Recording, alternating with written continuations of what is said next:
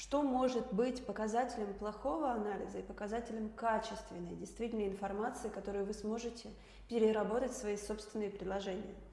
Отсутствие изучения цен и предложений чревато тем, что вы, естественно, оторваны от цифр. Вы назначаете исключительно на блоке номер 2 расчеты просто как вам хочется, при этом не имея корректировочных каких-то стратегий уже внутри рынка. Вы игнорируете потребности аудитории, вы не понимаете часто, что именно вы закрываете, какие боли, какую мотивацию несет, какие триггеры закрывает, и важно учитывать в продажах при продаже вашего товара либо услуги. Вы копируете чужую информацию, беря опять же за модель какие-то ложные истории, что у этого специалиста так, все работают только так, а вот рукодельницы реализуют вот так. Итого вы себя сами, конечно же, загоняете в замкнутый круг.